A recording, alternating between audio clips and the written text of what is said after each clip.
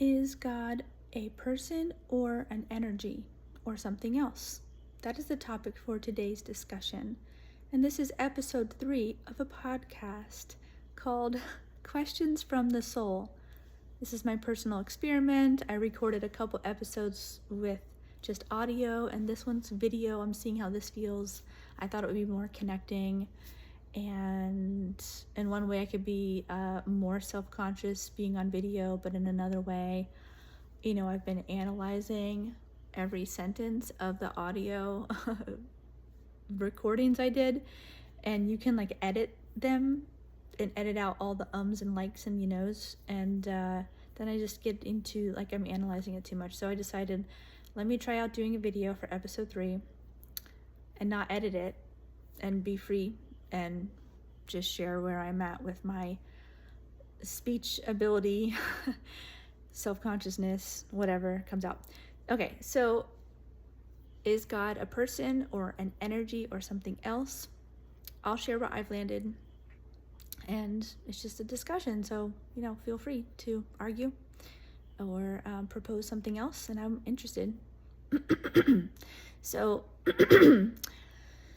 I view the source of everything as having intelligence and having consciousness, because we have consciousness.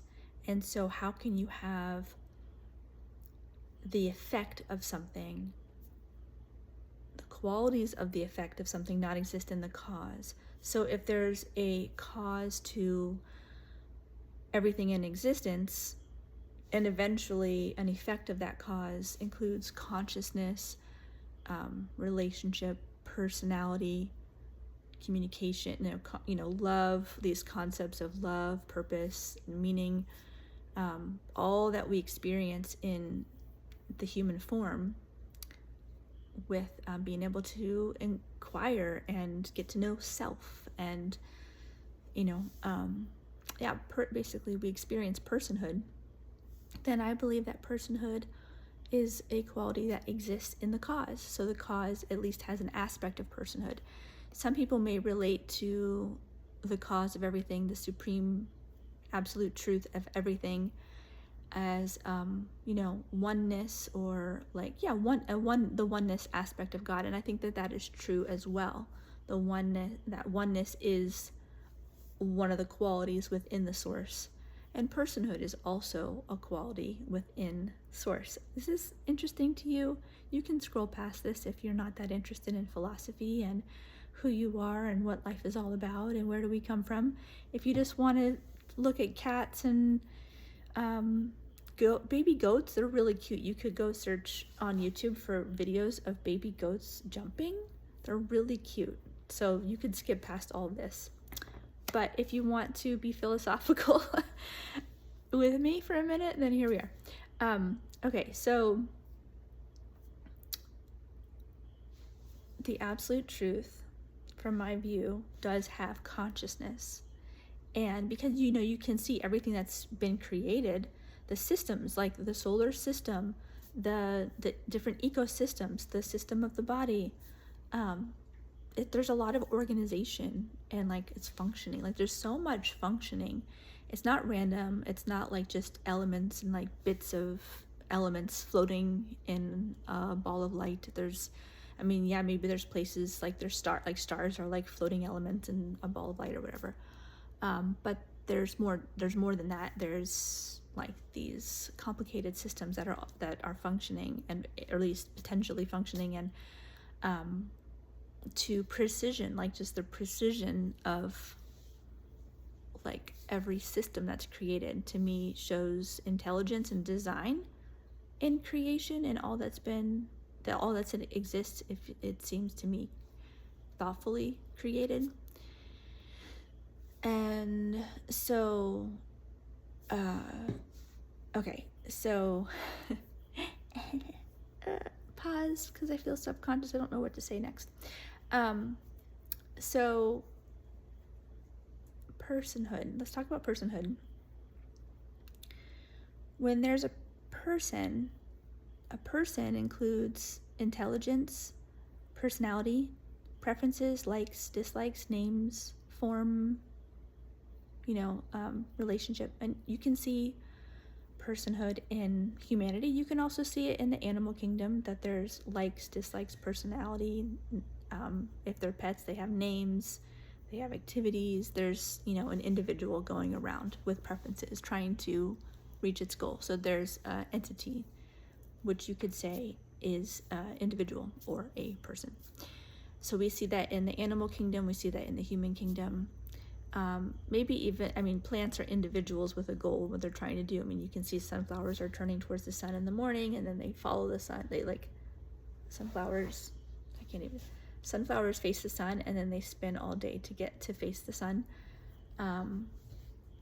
Plants are trying to get their individual goals met. So there's individuals, there's living entities. And so that's what we see. Everything alive is an individual. It's an individual entity with a goal. And so I believe the source has individuality, an aspect of personhood. So who is that person? How are we related to that person? And people would call that person God as a general term, but there's also names of God in different languages and different scriptures. There's different names of God. So there's name, and then there's, in many scriptures, we can hear stories about God. We can hear the preferences of God, the instructions from source to humanity on how to live and what he prefers and likes and doesn't like, and what is considered, against the laws of God, what's considered aligning with God. And religion, the word religion, it means to realign. It's another, I don't know what language, but religion, realign. It is the same root word. And so I think at its essence, religion is here to help us realign with our true nature, our true relationship with the absolute truth, with God. Although I'm not saying that religions have been kept pure. Religions do get disturbed. The truth is not always preserved. There can be corruption, there can be changes from the original teachings. So anyway, God does, from my view, reveal himself as person with name, relationship, stories, pastimes, preferences in different religions. And he'll send individuals at the perfect time to humanity when humanity needs that message and needs that guidance to realign with the absolute truth.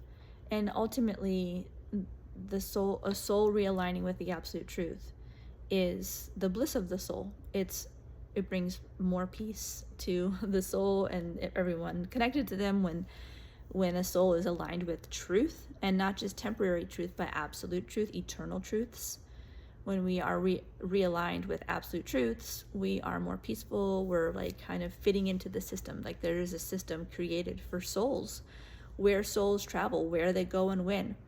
Why are we leaving that eternal realm and coming to this temporary realm, and how do we get back? And the system of travel for the soul, if we learn what actions create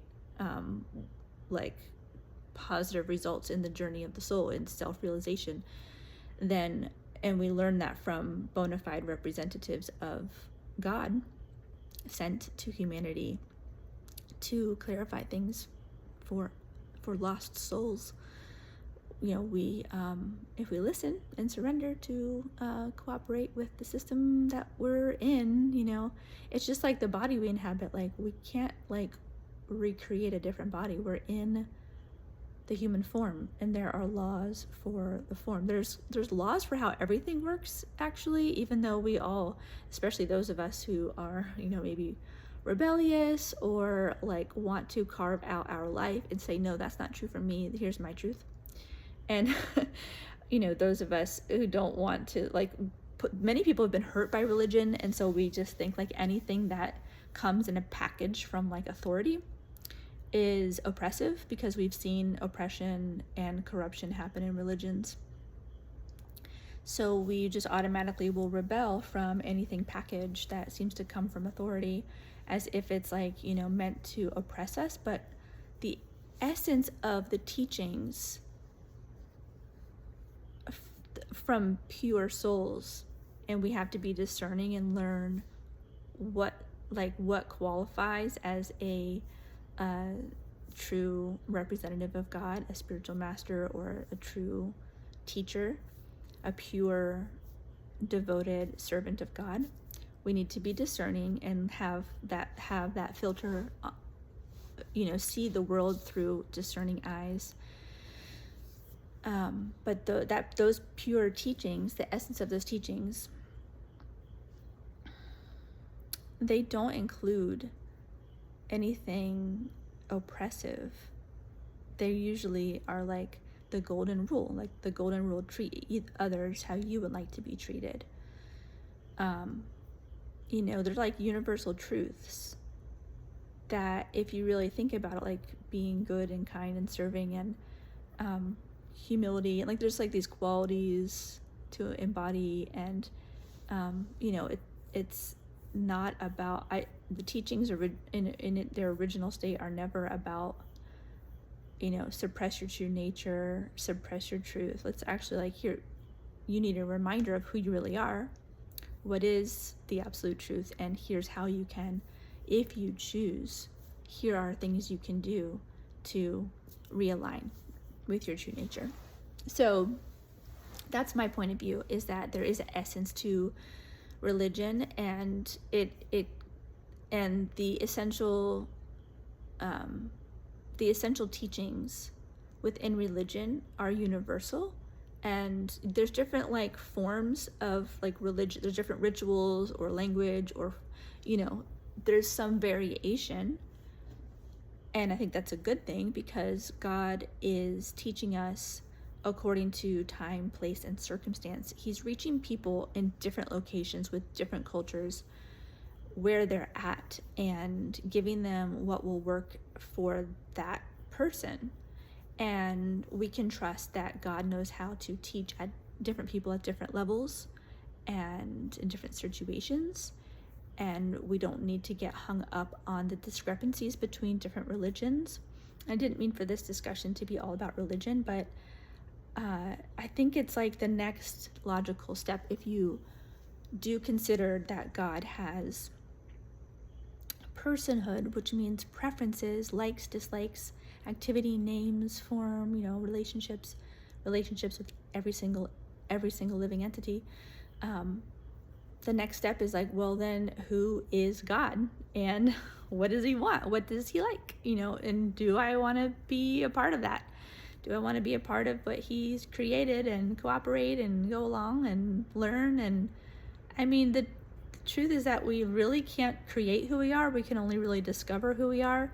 We did not create ourselves. We were created, and we're on a journey of discovering what reality is, not so much creating it. I mean, yes, we can, in a temporary lifetime, we can create and manifest different, results in life. And at the same time, any of those results could have been interfered with, and like, we actually don't have control over the result in life. We can, make choices and try to endeavor for certain goals. But anyway, so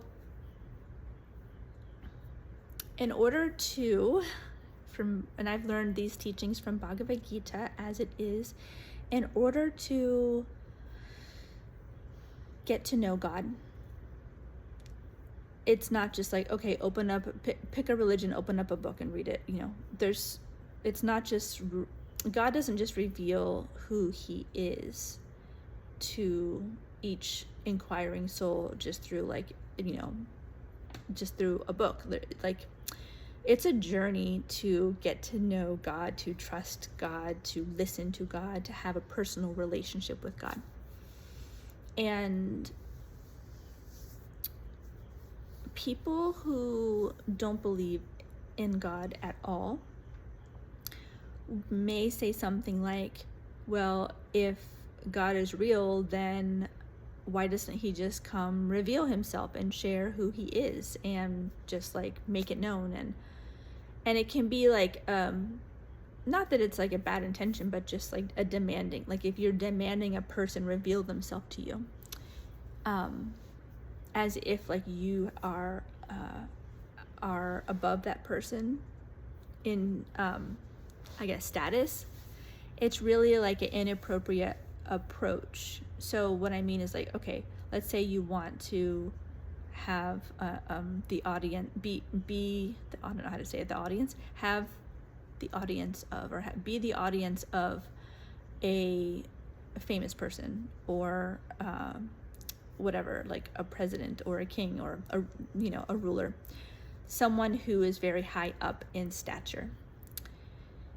You don't just say, well, reveal yourself to me, or like, why, if they exist, they should come and supply what I demand, or something like that. So that's not the process. The process for having a relationship with someone who is famous or in a high position is you have to, like, prove yourself trustworthy, find an in, like have a connection to that person. Like there usually needs to be a connection. Find a way. Like there's, it's not just like, come to me, I shall see if you exist, and I shall demand your presence upon, or else, you don't exist and you don't have any power. That's not how it works to get to know someone. So first of all, we need to like discover the pathway to that person, and they will lay out the pathway to have a relationship with them. It's not like you just get to decide, here's how I become close to a famous person, and they will submit to my pathway. No, like they have their own pathway. Like, okay, if you really want to have my attention and have my ear and have my time, who are you? Here's an application, send an email here, or you like contact the bodyguard or the protectors of that person. You're like, here's what I want to show, here's what I want to ask, or whatever, and you follow their pathway to them. And then when you are interacting with a person, you don't just scrutinize them and question them as if you're studying something that has a lower intelligence that you like let's say you're studying a rock, or you're studying how something works that's not a living entity. You're studying things that are of lower intelligence level than you can bring it into a laboratory and study it and dissect it. And not that I'm recommending dissecting a frog or something like that. That happens in schools anyway.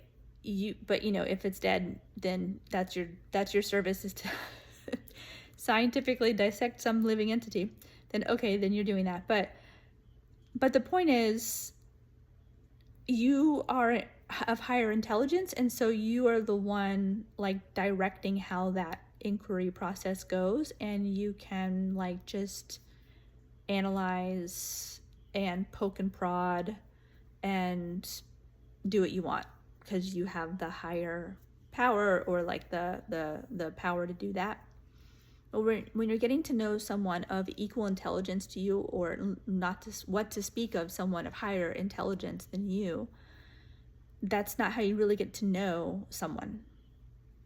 We get to know people through earning their trust and showing genuine care for them, and people may reveal themselves to you by showing your genuine interest and care, and getting to know them and treating them like an equal, treating them like a person that exists, not just like some thing to analyze. Like if someone treated me like a rock and started prodding in me like I didn't have feelings or intelligence, I would be like, I would be offended. Like, hello, like you can ask me a question, not that God is easily offended, but if there's personhood in the source, there's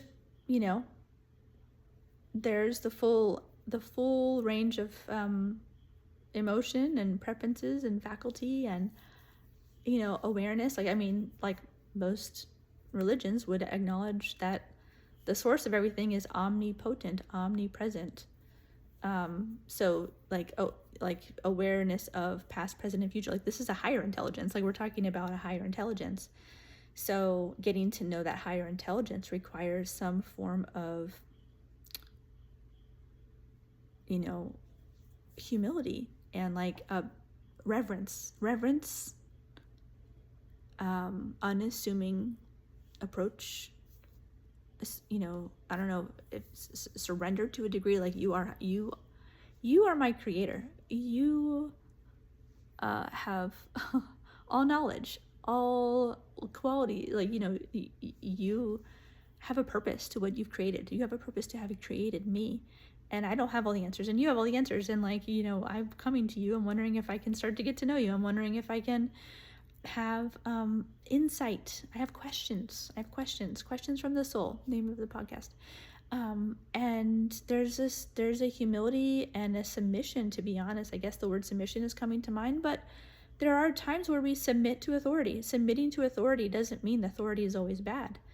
I mean, if we're talking about the source of everything, and everybody could get on board with like the source containing qualities of oneness and love and pure goodness, then submitting to the authority, meaning God, in form of a person, is that's the correct place to be submissive to that higher authority, because that's your creator. Like he's got a purpose. She's got a purpose for you. So that's some of the stuff I wanted to talk about with God having personhood.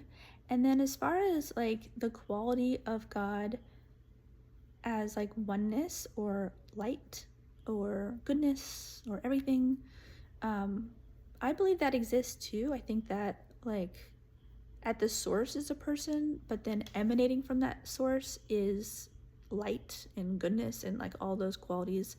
And that people can look towards source and see from different angles of vision. Like you can see God from the angle of vision according to your faith, according to, how open you are to see the full picture. And for those who see God as a oneness or light or the universe or everything or pure love, or, that's true. I believe it's true, in my opinion. And I think there's more.